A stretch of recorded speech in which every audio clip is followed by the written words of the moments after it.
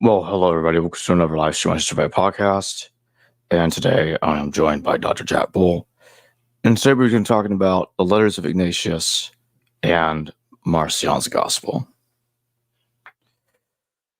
Well, it's good to have you back on the show, Jack. No, pleasure. It's good to be back. I'm enjoying being a regular guest rather than a sporadic one. I feel like part of the furniture now.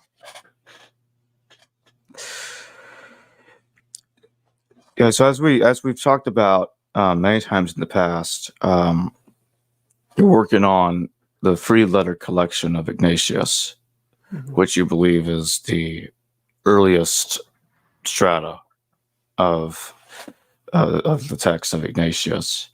But in tandem with that, you're also working on and developing your thoughts on Marcion's Gospel, and the relationship of Marcion's Gospel with the Synoptic. So can you tell us a bit about all of that, the latest on that? Yeah, absolutely. So it's been really fun to be able to work with my two colleagues, Mark Bilby and Marcus Vincent, on this project about Marcion. And both of them are far more abreast about the goings on with Marcionite scholarship, and both of them are much better than I. But one thing that overlaps quite heavily between our areas of research is our methodology. And I noticed that you had Mark on only a couple of days ago talking about some of these methodologies, how we look at small words, big words, themes, all of these sorts of things that go into determining different stratas of text, or different authors fundamentally is what we're looking for. Is a text coherent and cohesive in terms of one author, or does it show signs of being of dual author, or even more for that matter? I look particularly to texts like the Didache, which we're now working at, which may enter into that 3- or 4-fold system. And so, to go along with some of the things that Mark said, I wanted to provide a further look at the methodology that we use, but this time applied to the Ignatian epistles rather than the Marcionite New Testament. And so I've just got a short presentation about the Ignatian epistles and some of the things that I've found in them, comparing the short and the middle recension. And then I want to talk a bit about the relationship between Ignatius and Marcion, or more importantly, the lack thereof. So I'm just going to share my screen here and begin with this. So before I sort of really start looking closely at the word counts and all that sort of thing, I really, really encourage our viewers not to turn off. It may seem dry, and I understand that for most, particularly who are non-Greek speakers, there's this desperation to say, but Jack, can't we just translate everything into English so that we can all understand? And the answer to that question is yes, we could, but also that's so time consuming. And so we don't really have time to be doing that alongside our own research. And I hope that maybe someone who has a passive interest, who knows a bit of Greek, might be willing to do that. But until then, neither Marcus or I are willing to do it for either the Marcionite New Testament or indeed for the Ignatian epistles. The second caveat I want to add, assuming your viewers don't turn off, is that these results for the Ignatian epistles are less accurate, probably, than the ones done by Mark for the Marcionite Apostolos and Evangelion. And the reason for that is because I didn't use computer programming for this. I went about it the old-fashioned way, using Control F and searching for all of the conjugations and declensions of each verb and noun. So I'm sure somewhere in my journey I have made at least one mistake, but it should not be enough to at all mess with the results. Again, there's lots of befores, all these preliminaries for scholars, lots of things to build up the narrative before we really get into it. I just want to remind the viewer of what we mean by the Ignatian epistles, and there's plenty of material, mostly done by myself, or both on your channel and the Patristica YouTube channel, talking about the various recensions of Ignatius. But I just want to remind the viewers, using this chart, of all of the different letter collections we have of the Ignatian epistles. It's not the case that there are just 7 letters in what we call the middle recension, which is more than likely what you would pick up if you were to buy a copy today from any good bookstore or Amazon. Indeed, there are multiple letter collections of 1, 3, 7, 9, 11, 12, 13, 15, 16, and 17. And indeed, even inside these collections, the letters that do cross over are of varying lengths. And so for our discussion, and this is where debate has primarily been over the last 150 years, we're only going to look at what I've termed here the SS3, which is the second column from the left, and the 7LC. And all that is short for the short Syriac 3-letter collection and the 7-letter collection, which is in the middle recension. Again, if you need more information about that, go back and watch it. So, one of the things that I want to draw you to, and this is exactly what Mark has done, but with pretty word clouds, if you watch his last video, something I'm not capable of, is looked at what we call foundational words. They are words that make up part of the author's speech, but in the unconscious. They're things that we don't even realize we're saying or writing in the case of the epistles that we're dealing with. I was saying to my colleague Marcus that one of his great idioms that he comes out with, that I know when he says it, he's being very serious, is, "Ya look, I tell you." It's one of his favorites. And indeed, if I was to read the transcripts of 50 different scholars, I could almost certainly detect which one was him, almost based off that idiom alone, and others. And so it's with this that we start looking at the Ignatian epistles, these what we call foundation words. They fall into several categories: conjunctions, prepositions, adverbs, compound words, all of these sorts of things. And this first table shows you quite simply what we call prepositional adverbs or improper prepositions as they appear in Ignatius. Hold on one second. Have you moved on slides? Yes. It's not showing. It's still showing the same slide on the screen. Can you see now? Yes, I can see the next slide now. Yeah, Okay. it was on the first slide the whole time, the title slide. I will leave it unopened and then we'll leave it there and you can see it.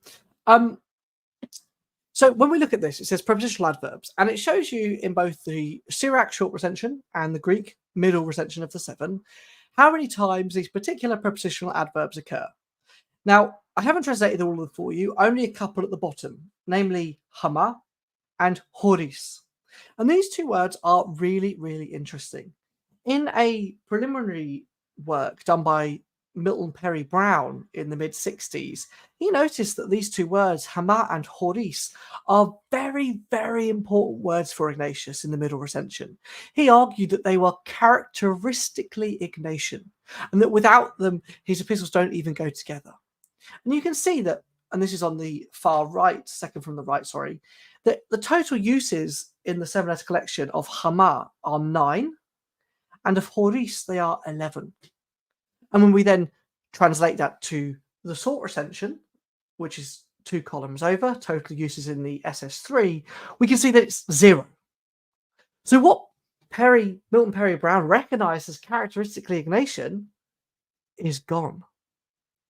And that's why I've put the definitions of these two words here, because you might say, Jack, these might be doctrines that might be controversial or practices of the church that are difficult for others to believe in.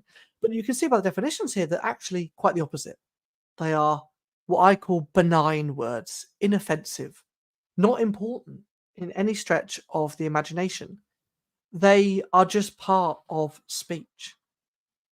Similarly, we can see enthen, which is at the very bottom of that table, which has 1 appearance in the short recension and only appears in the short recension, where it says the 1 in the next column is only the one that it shares with the short recension. So we can see, just to begin with, that there are different flavors of language being used that are preferred one over the other. Now, at this point, you can pretty convincingly claim, well, you found a couple of examples. That's nothing to write home about. But the problem is this pattern brings itself out again and again. So we might move to conjunctions. Again, words that are, for the most part, completely benign and mean almost entirely nothing. I've translated two of them one of them for you here at the bottom, epe, which just means since, because, or after, and left men untranslated because it's not the easiest thing to translate men. So the last thing I wrote there is basically all of these words are worthy of note. Almost all of them are used with a disproportionate preference from one recension to another, whether it be the short being more in favour than the middle or vice versa. For example, we look at the bottom, we see men. It's used in no point in Ignatius' letter to the Ephesians, 2 times in the corpus that it finds itself in the short recension, but 10 times in the 7-letter collection. Epe, similarly, 14 times in the middle recension. Now, I understand that these tables might look bland, like I said earlier, and indeed they may put you off, but this is the sort of scientific data and rigor that's necessary if we're actually going to get to the bottom of what's going on here. There is no point in simply dealing with the big words or wider theologies, tracing, for example, the evolution of the bishops, priests, and deacons, or Eucharistic theology, for anybody can add and take away those things at will. They are easy to include or exclude depending on your preference. What is not so easy is to change your entire manner of speech and omit all uses of a word where you don't deem it desirable. So there are two of the things that I've come across just in prepositional adverbs and also in conjunctions. And in my forthcoming book, which we publish with Peters, you'll be able to see all of the research that I have done on this front in not just the letters to the Ephesians, but also to Polycarp and the Romans. And I can affirm and assure you that my results play out across all 3 letters, comparing all of those letters in their respective recensions of the short and the middle. And it begs the question, and this is one that was almost impossible to answer for my examiners, who has the surgical ability to remove the English equivalent of the word with, therefore, so, after, thus? The answer is nobody. They're words that would, at best, be too difficult to remove, but more likely they just wouldn't have even bothered because there's no need to.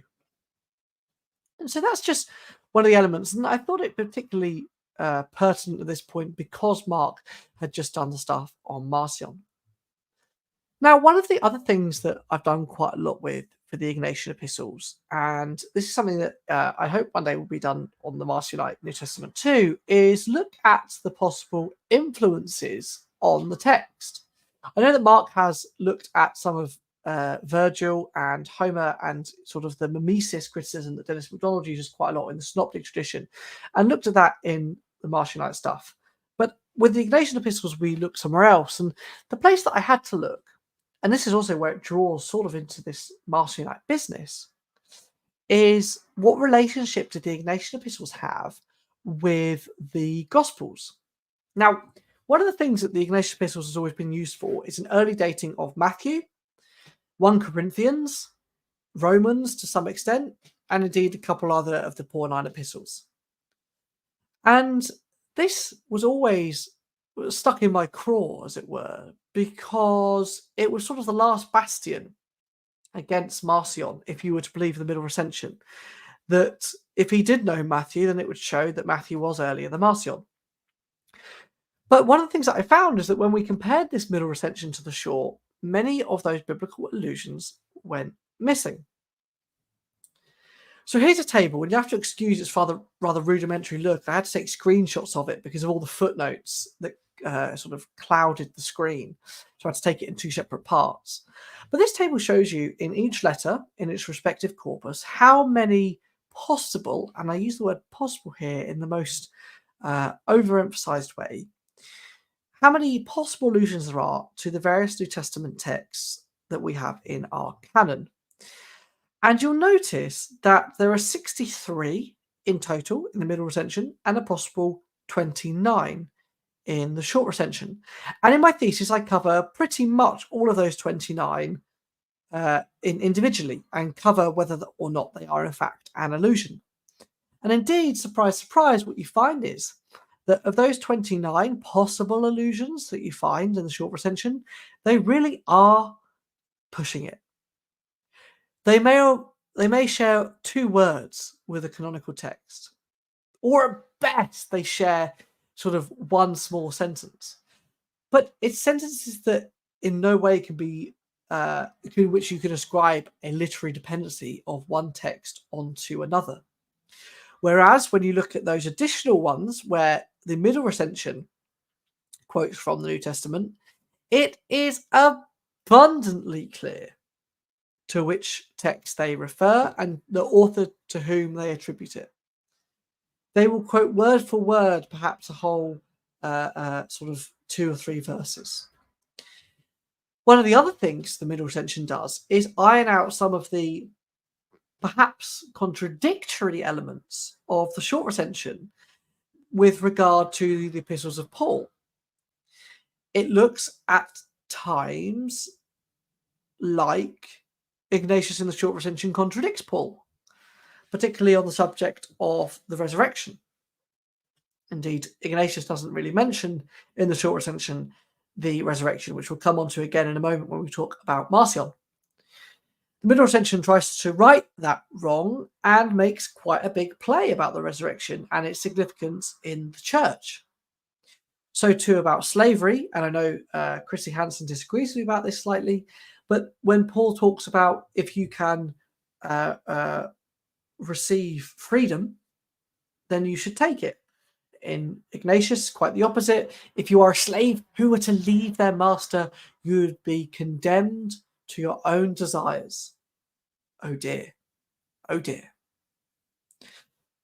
So, 2 of the methodological elements then that I've shown are important. One, the influences on the text, and also the foundational words. And I should add as well that the influences are not just limited to the New Testament, but also Second Sophistic literature and other Greek philosophy, also other early Christian heretics. Again, read the book for more on this. But there is a gross difference between how the short and the middle recensions use various authors for inspiration for their own texts.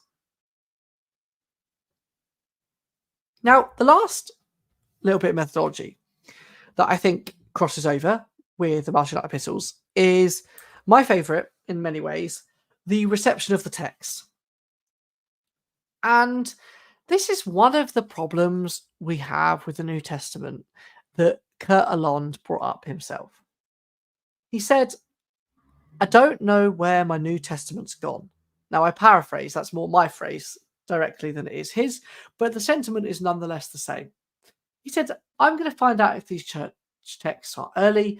I'm going to look for them in the Apostolic Fathers, and I'll be able to find quotations of them because, of course, they would be received as authoritative. Lo and behold, when one looks in the Apostolic Fathers, the results are slim pickings, to say the least. And I thought I'd do something quite similar with the Ignatian epistles. I thought, wow, I wonder where they're used. Where can I find them? So the first place I looked in, and that's on the left of the screen as you see it, I looked at the letter of Polycarp to the Philippians, a text that is not without its own textual difficulties. And I tried to see whether there were any certain mentions of epistles or of Ignatius himself. Now, when I put a capital X, that means there's a definite mention of an epistle or of Ignatius. When I've put a lowercase x, it means that it's a less certain mention. Where I put a capital Q, it's a certain quote of the Ignatian epistles, and a lowercase q is a less certain quote from the Ignatian epistles. And all quotes are from the short recension unless otherwise stated. So you can see in the case of Polycarp letter to the Philippians, there are 2 very confusing quotes, or allusions to, I should say, the letter of Polycarp and Smenaeans. But one thing is for certain is that the letter does mention the name of Ignatius. He mentions it twice, in fact, once in Polycarp 9 and once in Polycarp 13. Now, there is some disagreement about whether these two chapters, if indeed the whole epistle, be authentic. In chapter 9, Polycarp says that he knows that Ignatius and 2 others have been martyred.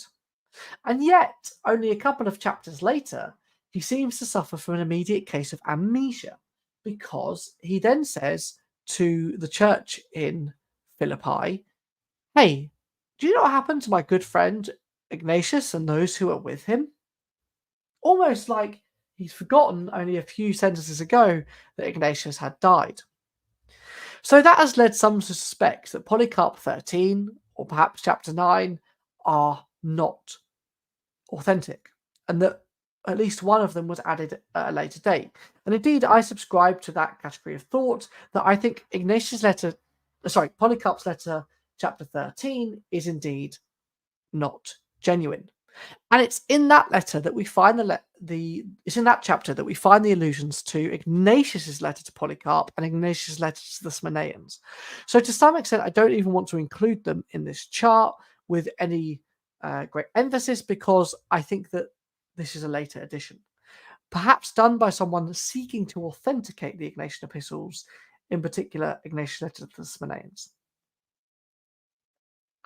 We then move to the great satirist Lucian of Samosata, and he maybe mentions Ignatius' letter to Polycarp and maybe quotes from it, but again, there is not enough to my mind to affirm that there's a definite quotation here.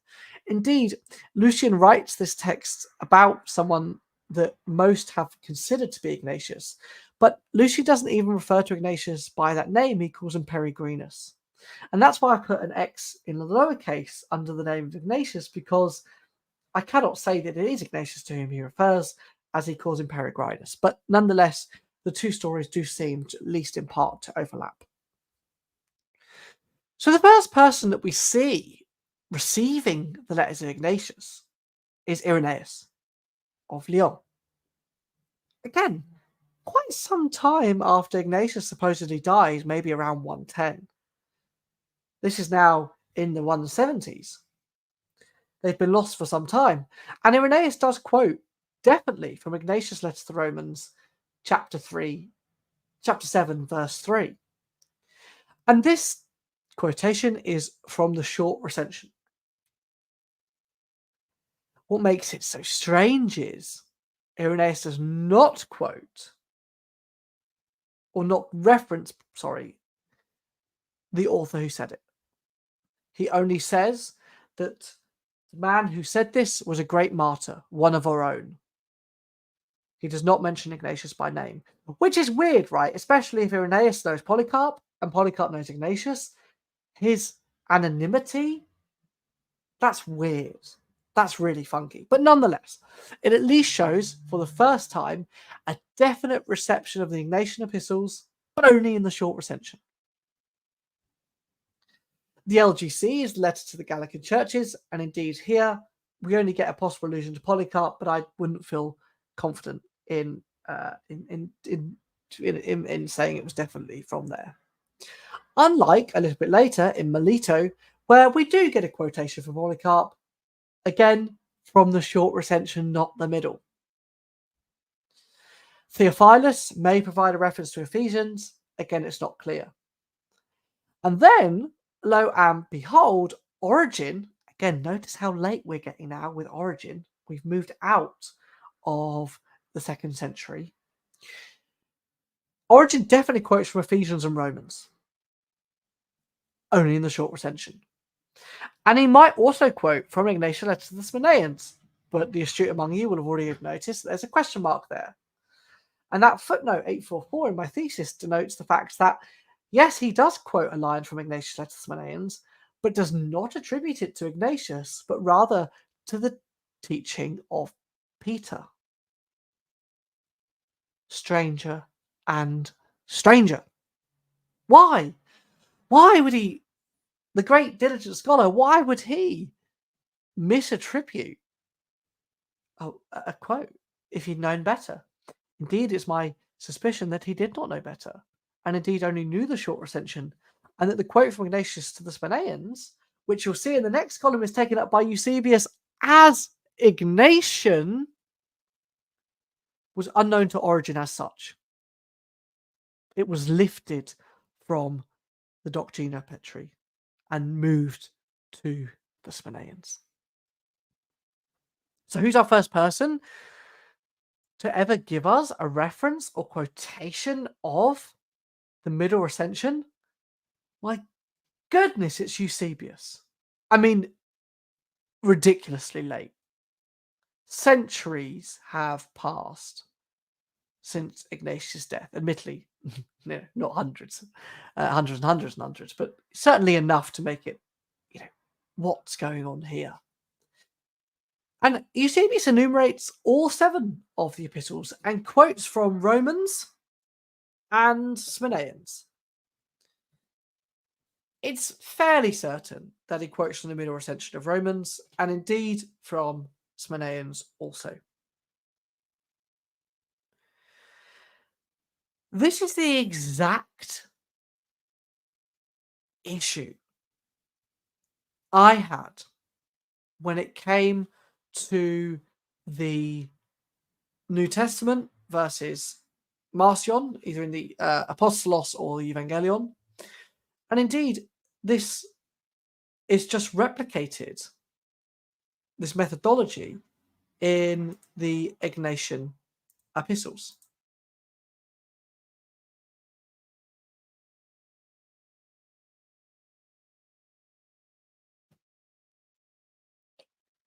Looks like we lost him there for a second.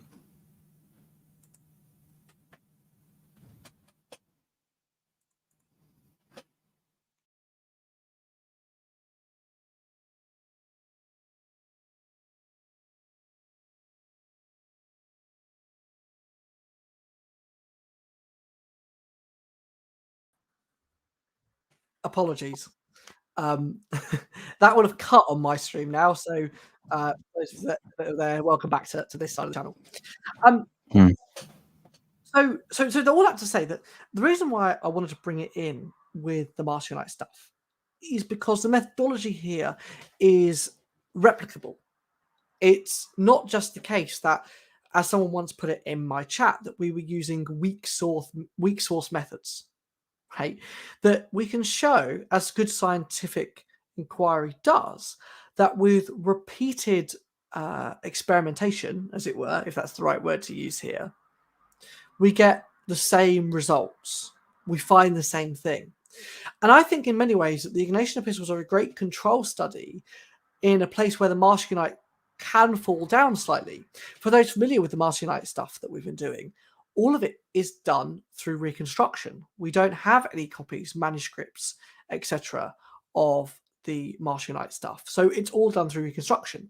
And some have claimed and tried to level at us the accusation that it won't work as a result, right? How can we know? It's too difficult to understand. But using this control method of Ignatius, and indeed there are several sort of other examples out there that we can look to, of looking at foundational words, influences, and then also the reception of texts. We can bring these things together to show very clearly that our methodology works. Now, one of the reasons that I also want to bring Marcion and Ignatius in is because I think that one of the really key points about the Ignatian epistles in the short recension is that they can quite conveniently be dated to a pre-Marcionite era. Whereas the middle recension only really seems to find its place in a post-Marcionite era. This is namely due to 2 facts. First, and most importantly, the resurrection. In his great book, Christ's Resurrection and Early Christianity, Marcus showed that the relationship between the resurrection and the reception of Pauline epistles go hand in hand. If you have one, then you have the other, and you never find them both without the other holding their hand. with the Ignatian epistles in the short recension, we basically have no Pauline epistles and no resurrection. In the middle recension, we get both. Surprise, surprise. So therefore, if Marcus is right, then this trajectory that we see in what he calls the resurrection mania, which only occurs after Marcion publishes his New Testament, is not present in the short recension, but it is in the middle. So when we look at the contemporary text that one might expect around the middle recension, if it were to date in a pre-Marcionite world, Ignatius would be enigmatic. Indeed, the true forerunner of his time.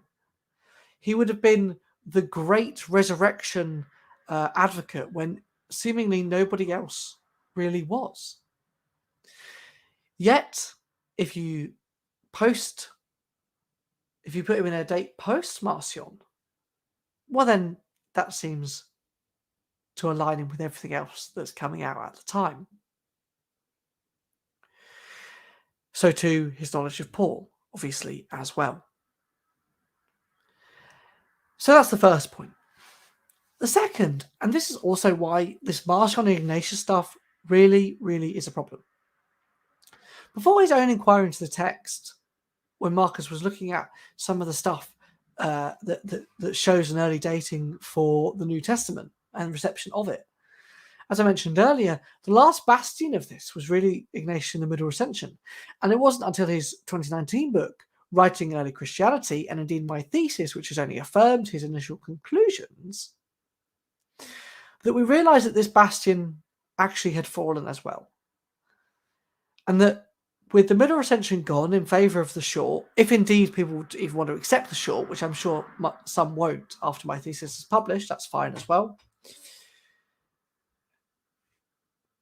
We can show that then the easiest, most obvious, most clear attestation to a gospel is not Matthew, Mark, Luke, John, dare I say Thomas, Peter, Mary, whatever you might choose, but Marcion. The earliest attestation of the Pauline epistles, not canonical, but Marcionite. So these two things are inextricably linked. If someone could show with certainty that I was wrong and the Middle Recension is genuine and that it was to be dated around 110, I think that would be quite problematic for our other work. But as is, I have not found, of all of those who I've spoken to thus far, anyone who can counter my position and Marcus's. And indeed, we're both also keen to give the credit to the original author and thinker who came up with this hypothesis, William Cureton, long since dead. But it was all the way back in 1849 that this was really known. And it's been entirely neglected since 2019, which is a shame. So that basically brings me to the end of the things that I had planned. And I already see there's a few questions, and I'm sure, Jacob, you might have questions as well. So, let me stop rambling there for a moment. Before I get to my questions, I'm going to take Michael E's super chat real quick. Thanks for super chat, Michael. What does Ignatius think he is being martyred for? So, the question is, what do we know about Ignatius' martyrdom? Oh dear. Like the cow at the back. You know, one of the problems in the Middle Recension is that the narrative does not add up. For those of you who don't know the narrative, there's a bishop, his name is Ignatius. He's arrested in the east. 10 soldiers are given the duty of protecting him and carrying him from east to west through Asia Minor, through Greece, through many other toils and troubles, I should imagine, over land and sea. Something akin to Paul's journey, maybe, or the Homeric epic of Odysseus. And then he's martyred in Rome. Now, let's think about that for a minute. Who is he visited by according to the Middle Recension on the way? Well, a great party from Ephesus, including the Bishop Onesimus. He is able to take a secretary who's allowed to travel with him. Weird. And the 10 soldiers he compares to leopards, for they are not nice. They're vicious. This seems weird, no? That you'd be allowed as a prisoner to get all this fun time, party, secretary, write 7 epistles encouraging Christianity, which is the reason for his arrest. Hey, look, you've been arrested for spreading Christianity, but I won't be mad if you just write 7 more letters evangelizing and proselytizing. Please. Please. Not to mention the fact that the waste of Roman resources, and we have no other instance of this happening throughout the empire, of someone traveling from the east to the west with such a guard. Come on, man. Let's think about this. Now, in 2008, a man called Roger Parvu, who I don't agree with about many things, but was right certainly on one thing, said that this itinerary of Ignatius has to change. And I agree. Luckily, the Short Recension 8 is out. The Short Recension only says that he was arrested and martyred in Rome, and the place of his arrest is not given. And so it may well be the case that the place of arrest was near Rome, and that actually he was taken to Rome for games. The 10 soldiers are mentioned, but again, if he was maybe part of a group that were being moved, that seems likely. But what does Ignatius think he's being martyred for? Well, he never directly says, I've been arrested because I'm a Christian, that's what I've done wrong. You know, we get in some of the other martyrdom stories, for example, at Lyon, or I think particularly one of my favourite martyrdom stories of a slave girl called Blandina. They make it very clear that they're executed for being Christian. And although Ignatius doesn't explicitly say it, it's quite clear that that's what he thinks is the case. Now, the real reason Ignatius, though, that he's going to die is so much bigger than this. The fact he's being put to death. Michael, think bigger. Think bigger, won't you? Ignatius is actually being executed because it's the only way, and I use the Greek translation here sparingly, and I'll give you an easy translation in a moment. It's the only way that he may attain to God. It's the only way that he may be worthy of God, that he may join in the crucifixion so that he can be like Christ. That's why he's being executed. It's big, man. It's big. And so Ignatius rambles on about this for ages, particularly in his letter to the Romans, in any recension. And in Romans, he makes it so clear. He says, look, I know you have the power to save me, or at least campaign on my behalf in Rome, but don't. Please. It's for my good, and indeed, he says, for your good, that I will be executed. Wow. Now, he does doubt himself. He says, if I should write to you another thing, i.e., I eventually back out at the last minute, do not listen to my words. You know, he's thinking right now. He's in his right mind now. Don't listen to him if he gets scared later. He views his bonds as like crowning jewels. They're precious. It's a higher thing here. It's a higher thing.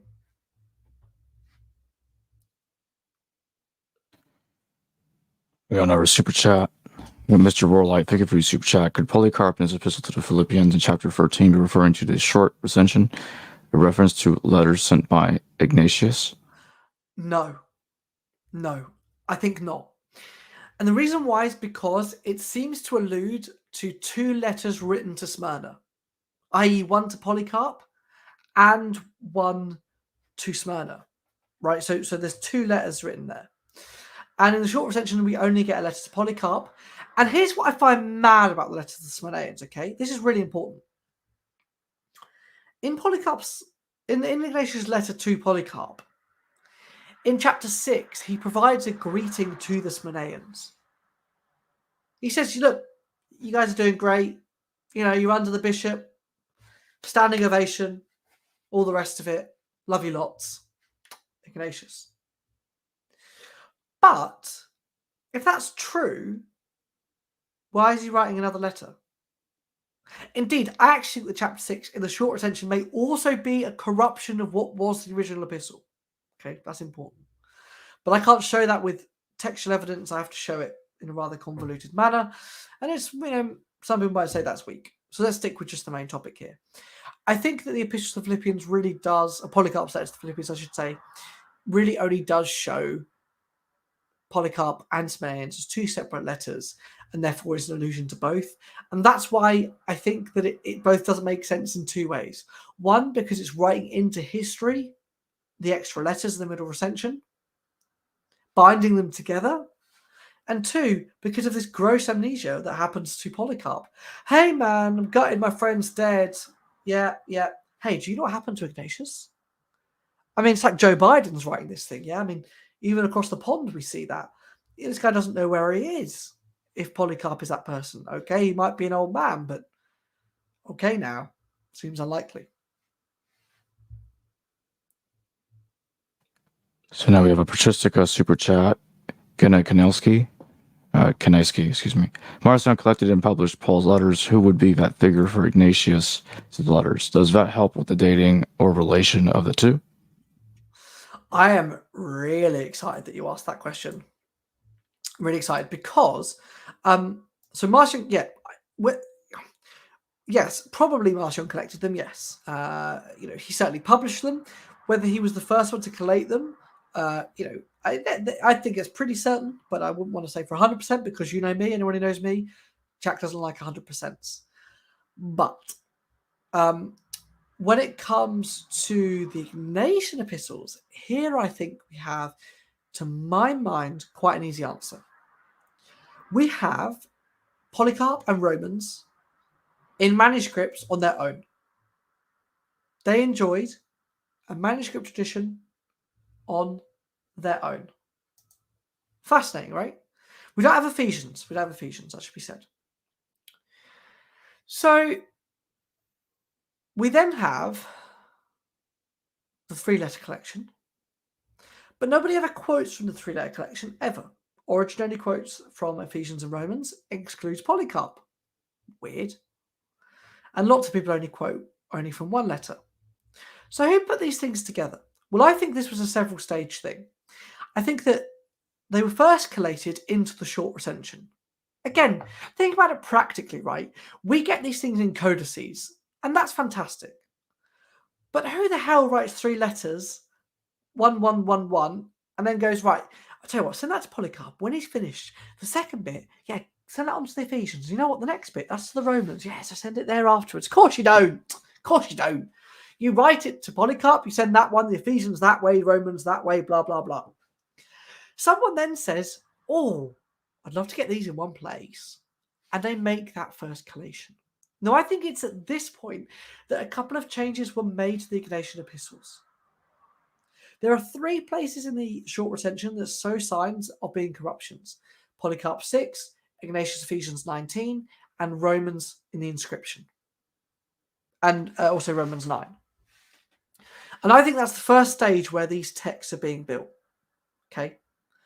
Now, it's long been my belief, and this is true for all early Christian texts, and is in no way exclusive to Ignatius or Marcion or the Gospels or Paul. And Marcus talks about this as well, staging early Christianity. These texts are receiving and adding. And they're going through and they're intermeshing stuff. It's like, why do you think the synoptic problem is so difficult for all these people who don't accept this? Because they only view a three system thing, right? Who borrowed off who? Was it Mark and Matthew influenced Luke or vice versa? Where's Q? Where's special M? Guys, listen. Everyone is intermingling these things. So Ignatius gets collated from the three letters, revised a little bit. Again, this has precedent in early Christian texts. Many people who quote from these things revise them slightly as they rewrite them. Add in little bits, and then publish them. Boom. The 3 letter collection as we have it is out in the ether. Now, brings me to the next bit. Who collates and interpolates the 7-letter collection? Well, the short recension has almost nothing in common with respect to either theme, vocabulary, doctrine, narrative, with either Marcion or the canonical text. It doesn't know either of them. In the middle recension, shows vocab, narrative, doctrine. What's going on here? Now, I think sometime in the late 2nd century, something is happening, a systematizing, a unifying of texts is happening. Maybe in Rome, or we're certainly in Rome, where these texts are being streamlined. That's why they all share the same vocab. That's why they share all the same thoughts. That's why all of a sudden Ignatius seems to know the New Testament. Because these texts are being written together, interpolated together, mixed up together. They all go into the washing machine of early Christian canonical and quasi-canonical texts.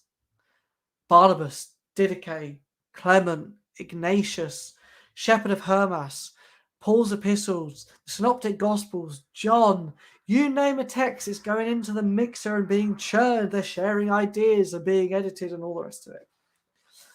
And undoubtedly, for my mind, the person who did the middle recension also did Polycarp 13. He is trying to ever so subtly drop in the fact he knows 2 epistles to Smyrna, one to Polycarp, one to the Smyrnaeans generally, and both connecting it with Polycarp, both legitimizing Polycarp's apostolic succession, or maybe we just might say authority at this point, while also retroactively giving credentials to Ignatius as receiver literature and to his new epistles, which are so well in line with what he thinks. One more thing to say about this.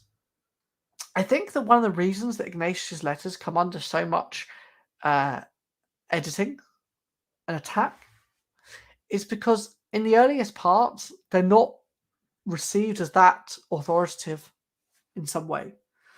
And I think that Irenaeus' refusal or inability to name Ignatius may well be a part of that.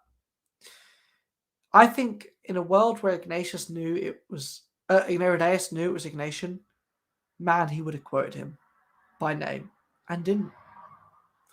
And so thus, I think all of this is happening sometime towards the end of, well, maybe around the 170s to 180s, but definitely in a post-Marcionite world, that these things are all being taken together.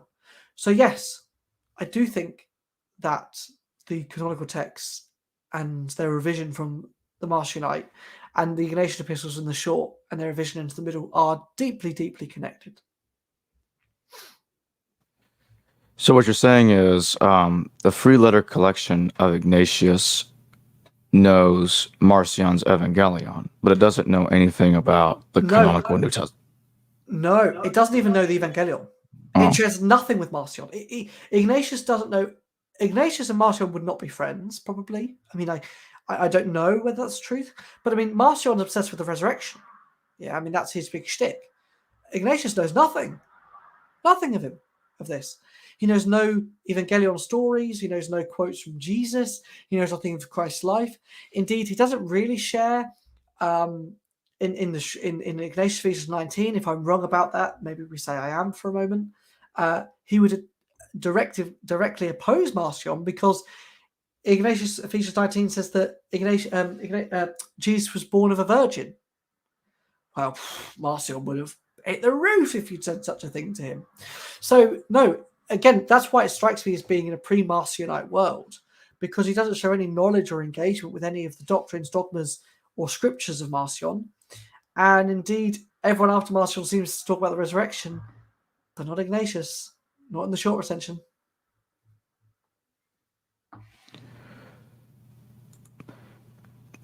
What kind of text do you think Ignatius knew, if any, at all? Anything from the pre-Marcionite world that he had seen at all, uh, that would later become involved in the formation of the New Testament anyway? Let me come in and say some really controversial things that my colleagues might disagree with and that I can't verify with any form of certainty. So I think that there is some sign that Ignatius knows a Matthean tradition. He does not know the canonical Matthew text, and indeed does not know maybe even a text of Matthew at all in any form.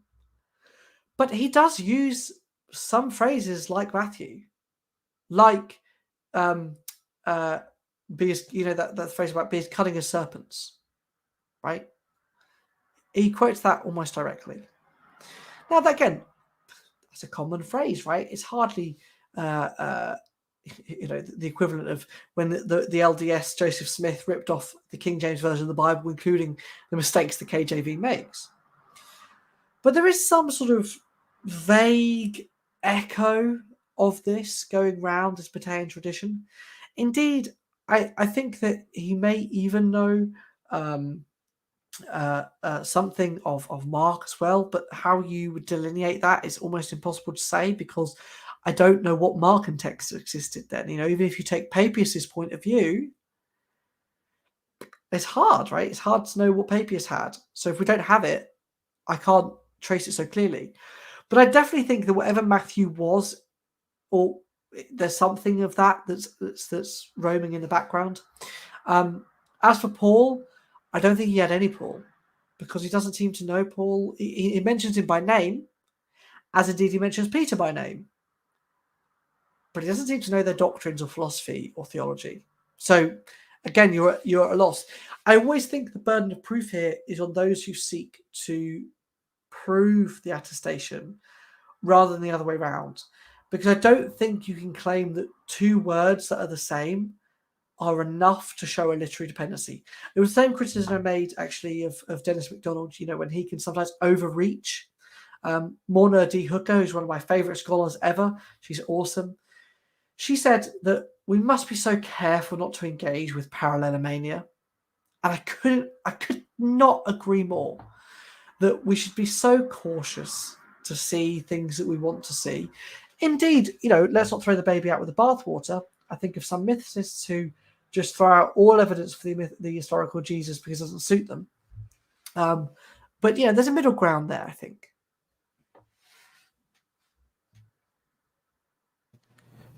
And just for clarification, so you're saying that the free letter collection of Ignatius mentions Paul and Peter, but it doesn't mention them writing anything that we have. Basically, no letters. Doesn't cite Paul's letters, for instance. Nope, not a single word about either Peter's epistles, Paul's epistles. But as I say, I am more surprised, not by the lack of quotation. Look, there's no world in which one would expect Ignatius to say Romans, 1 and 2 Corinthians, these are a few of my favorite things. You're not going to happen, right? We know that. But you would expect, at the very least, to share some of the theology. Let me take you to another one. Is it not massively a Pauline trope to talk about faith, grace, the Holy Spirit? And did I mention faith and grace? Ignatius of Antioch is like, what? What's that? Never heard of it. Okay, he mentions the Holy Spirit once. Faith and grace? No way, bro. I'm going to get my salvation because I'm going to be martyred. Because the cross? No, not for me. Yes, he does say for others the cross will be a mechanism, but for me, no. It's my martyrdom that's going to give me the real crowning jewels of heaven. I don't think Paul would be very pleased about that. Oh no, quite the opposite. Either canonical Paul or Apostolos Paul, I don't think would be particularly thrilled.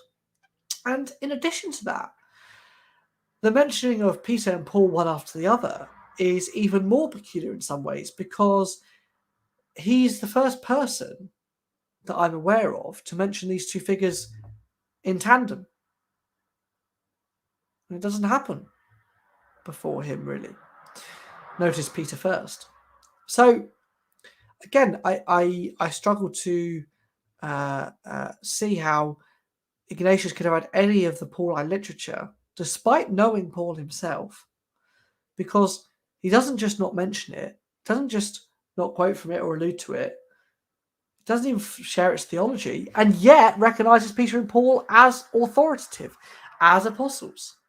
Well, he doesn't use that term, but, you know. He does, however, recognize them as more authoritative than him. He says, I do not command you like Peter and Paul did. So clearly they're important. If you're important, hey, use their texts, right? I don't say that William Cureton, who founded my thesis, is one of the most significant figures in the entirety of Ignatian study, and then refuse to reference him for 260 pages of my thesis. Partly because it's downright rude, but second of all, because it doesn't make any sense to aid my own argument.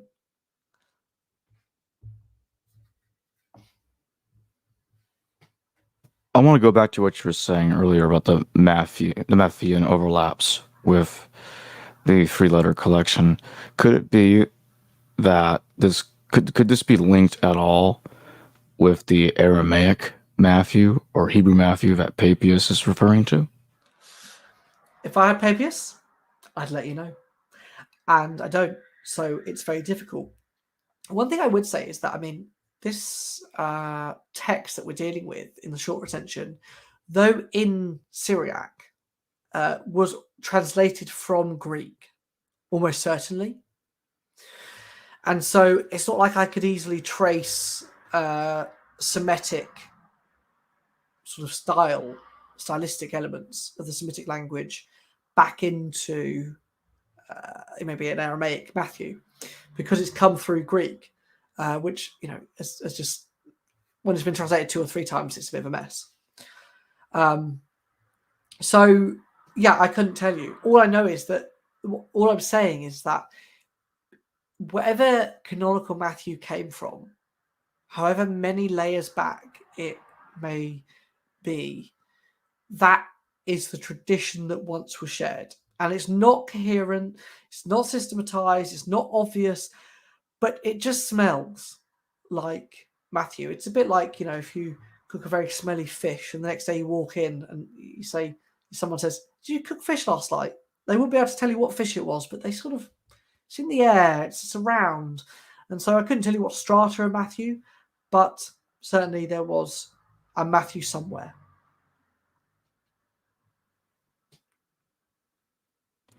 And in my closing question, when do we start seeing Ignatius's letters get played with? When is the first time do we start seeing the letters become modified?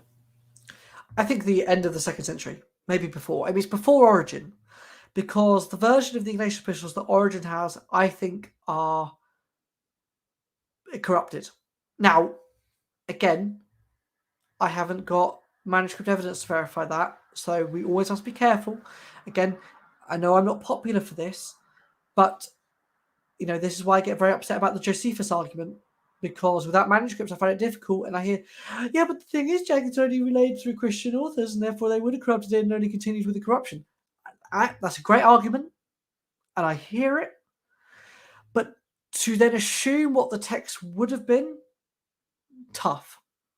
And I'm only imposing the same limitations on that as I am doing with myself. And so, if I'm right about Ignatius 6 and Polycarp 6 and Ephesians 19 and Romans inscription, then they're corrupted before Origen. If I'm wrong, then the first time they're tampered with is between Origen and Eusebius, which I appreciate is a big gap in terms of, you know, it's over 100 years. But again, you have to understand is that when you're dealing with such ancient texts, it's much healthier, I think, for authors to give upper and lower bounds than it is for us to give specific dates. So it's between, if you believe A, my thesis, between 110 and Origin, and if you don't, it's between Origin and Eusebius. But either way, whichever one you accept, it still happens between Origin and Eusebius, because it's my argument that from the short version being from the original version to the short letter of Recension, that's one corruption. But whatever happens from Origin to Eusebius, which is the corruption of the middle Recension, that always happens. So whether you think that's the first or the second is up to you, depending on whether you want to believe me or not. Again, I'm not going to haul you out of the class and give you a smack on the wrist if you don't. But they're the two corruption periods, to my mind. Well, thank you for joining me today, Jack Bull. Pleasure as always. Hello viewers, thanks for watching this video from the History Valley YouTube channel. Please don't forget to subscribe and hit the notification bell. And if any of you wish to further support this channel, please consider checking out this channel's Patreon page and becoming a patron, and or donate through PayPal or through Super Chat during your live stream. Thank you.